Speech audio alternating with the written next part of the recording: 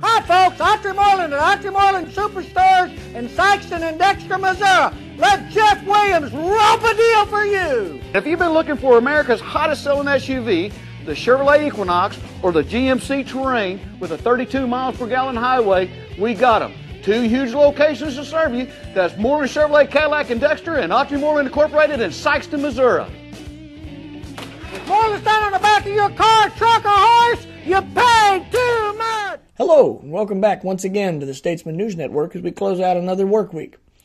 In local news today, we have several stories that should be pretty interesting. An abortion bill, sponsored by Senator Rob Mayer of Dexter, passed the Missouri Senate yesterday.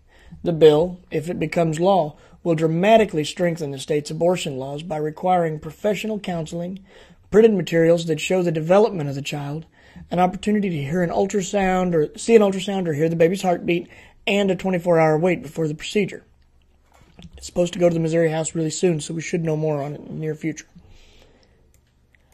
Although the Tour de Cure, a 100-mile bicycle tour for diabetes, will be held on May 2nd in Napa, California, a little bit of Dexter will be along for the ride. 2 former Dexter residents, both graduates of Dexter High School, will pedal the 100-mile Tour de Cure, the fundraiser that is held in over 43 states around the country. On the West Coast, Brad Crow and his wife, Emily Tolbert Crow, will be cycling in honor of 4-year-old Anna Ellinghaus, a local child who was diagnosed with type 1 diabetes in December 2009.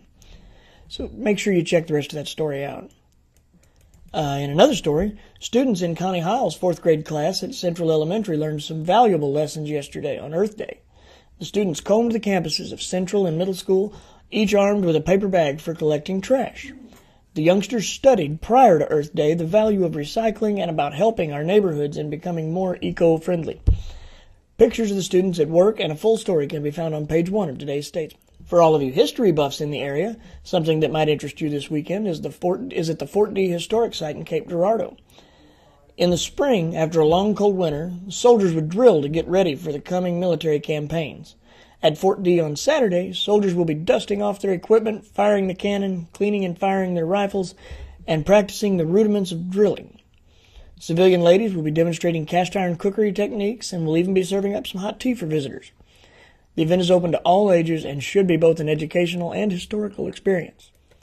Not a lot happened in local sports yesterday due to the rain, but there are a handful of things coming up over the weekend.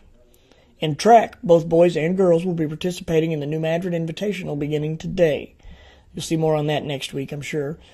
Boys tennis will be traveling to Poplar Bluff for a tournament tomorrow. And the baseball Bearcats will, weather permitting, spend today and tomorrow in a baseball tournament in Chaffee. The Cardinals had Thursday off in preparation for tonight's 9:15 game against the San Francisco Giants.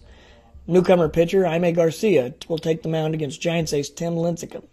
The team will also play again on Saturday at 8:05 p.m. I'd like to thank everyone for joining us once again for the Statesman Newscast.